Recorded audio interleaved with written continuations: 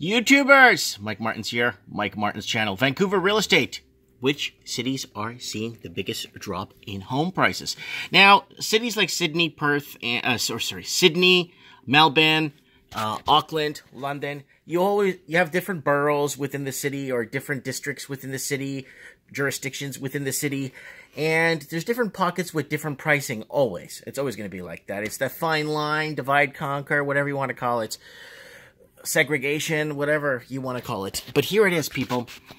So, there's an article here. Let's see what this thing says. See if there's any music. This week, we reported on new sales statistics showing housing prices in Vancouver taking a deep dive. Well, tonight we are taking a closer look at Metro Vancouver suburbs. CTV's Angela Jung reports on which communities are being hardest hit.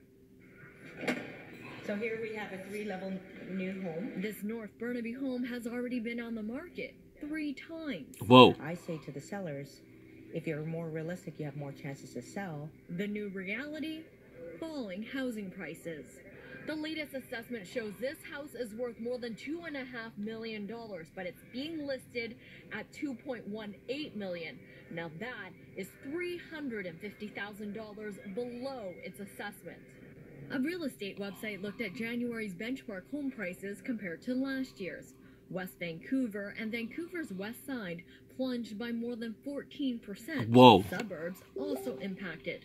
North Vancouver, Richmond, Burnaby North plummeted by nearly 10%. There's been a number of policies that have really targeted these luxury segments specifically. There's been a foreign buyer tax. There's a speculation tax. The smallest drops are in the Pitt Meadows area and North Surrey. The only uptick, Bowen Island. At the lower ends of the market, where things are a little bit more affordable, demand is still boosting price increases there.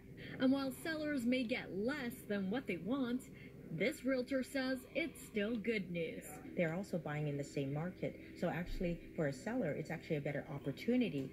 As many home values depreciate, the dreams of owning one less out of reach. So this is a good sign if people are waiting on the sidelines and watching me for years and years about this.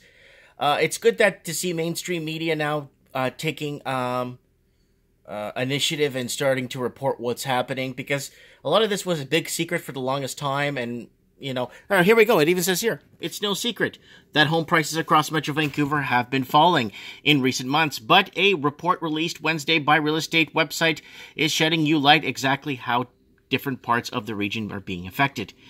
And this is by Zukaza. The benchmark of the detached home in the city fell more than 14%, about 500,000 between January 2018, the same month, as it sits a little over 3 million.